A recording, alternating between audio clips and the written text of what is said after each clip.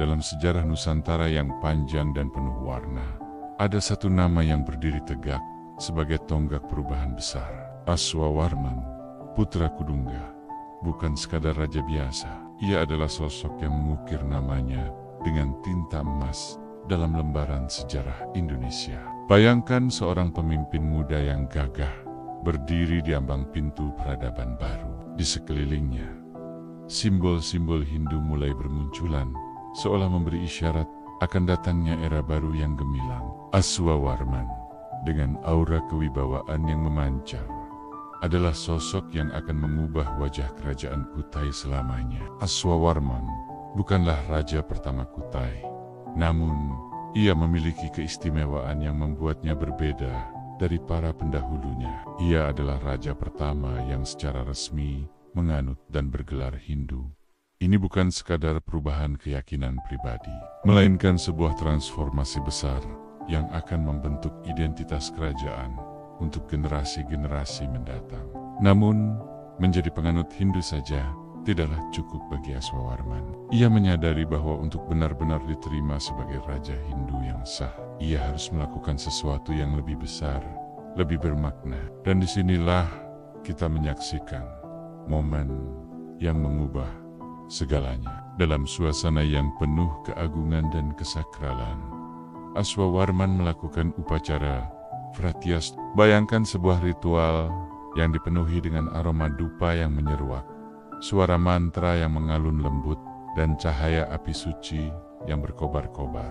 Di tengah semua itu, Aswawarman berdiri tegak, siap menerima takdirnya yang baru. Fratiastoma bukanlah upacara biasa. Ini adalah ritual pensucian yang sangat sakral dan penuh makna. Melalui upacara ini, Aswawarman tidak hanya mengukuhkan dirinya sebagai penganut Hindu, tetapi juga secara resmi menyandang gelar Satria Hindu. Ini adalah langkah berani yang menunjukkan komitmennya yang total terhadap kepercayaan barunya. Bayangkan momen ketika Aswawarman keluar dari upacara itu. Ia bukan lagi sekadar seorang raja.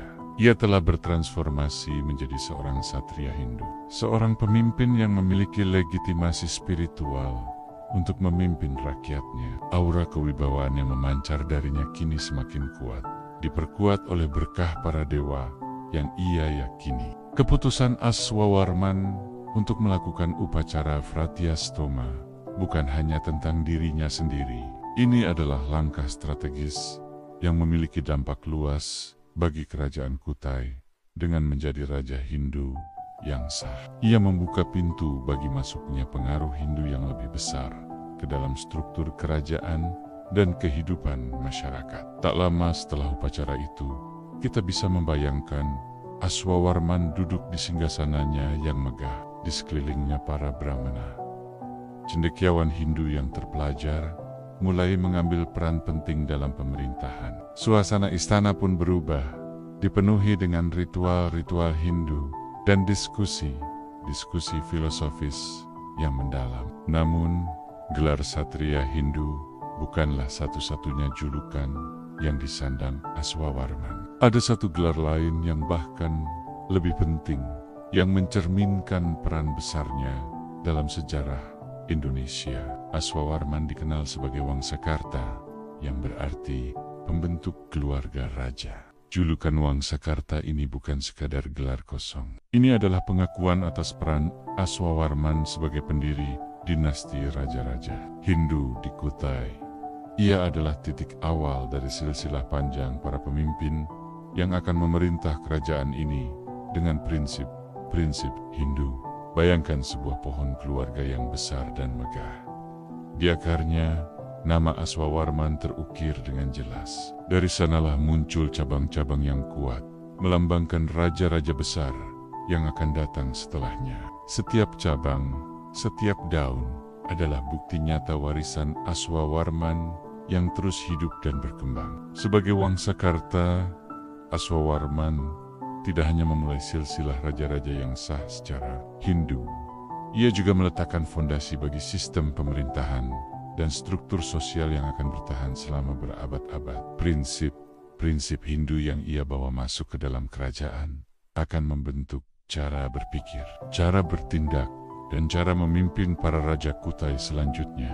Keputusan Aswawarman untuk memeluk Hindu dan melakukan upacara Fratyastoma memiliki dampak yang jauh melampaui masa hidupnya. Ia membuka pintu bagi masuknya pengaruh India yang lebih besar ke Nusantara. Bahasa Sanskerta mulai digunakan dalam prasasti kerajaan. Konsep-konsep Hindu tentang kerajaan, kasta dan dharma mulai mewarnai kehidupan masyarakat Kutai. Namun, Aswawarman bukanlah peniru buta budaya asing. Ia adalah seorang visioner yang mampu memadukan unsur-unsur Hindu dengan kearifan lokal yang sudah ada. Hasilnya adalah sebuah sintesis budaya yang unik, yang nantinya akan menjadi ciri khas kerajaan-kerajaan Hindu-Buddha di Nusantara. Bayangkan Aswawarman berdiri di atas bukit, memandang jauh ke Cakrawala. Di matanya tergambar visi tentang kerajaan Kutai yang makmur dan berjaya. Ia tahu bahwa keputusannya untuk memeluk Hindu dan melakukan upacara Fratyastoma adalah langkah pertama menuju visi itu. Sebagai Wangsakarta, Aswawarman tidak hanya memikirkan masa kini, ia menanam benih yang akan tumbuh menjadi pohon besar di masa depan. Setiap kebijakan yang ia ambil, setiap tradisi yang ia mulai adalah investasi untuk generasi-generasi mendatang.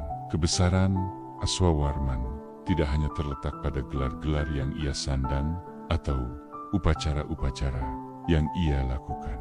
Kebesarannya terletak pada visinya yang jauh ke depan, pada keberaniannya untuk membawa perubahan besar, dan pada kebijaksanaannya dalam memadukan yang lama dengan yang baru. Aswawarman bukan sekadar raja.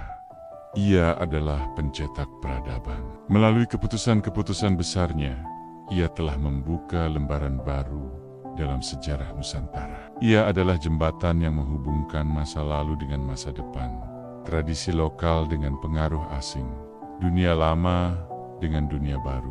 Warisan Aswawarman tidak berhenti pada masa hidupnya. Ia terus hidup dan berkembang melalui raja-raja yang datang setelahnya. Mulawarman, putranya yang terkenal sebagai Raja Dermawan, adalah bukti nyata keberhasilan Aswawarman sebagai Wangsakarta. Mulawarman tidak hanya mewarisi tahta, tetapi juga nilai-nilai dan visi besar yang telah ditanamkan oleh ayahnya. Ketika kita melihat keagungan candi Hindu di Jawa, ketika kita membaca prasasti kuno yang penuh dengan kata-kata Sanskerta, ketika kita menyaksikan upacara-upacara adat yang masih menyimpan unsur-unsur Hindu, kita melihat jejak-jejak warisan Aswawarman. Ia mungkin telah lama pergi, tetapi pengaruhnya masih terasa hingga hari ini. Aswawarman adalah bukti nyata bahwa seorang pemimpin bisa mengubah arah sejarah dengan keberanian untuk melakukan perubahan besar, dengan kebijaksanaan untuk memadukan yang lama dan yang baru, dan dengan visi yang melampaui zamannya.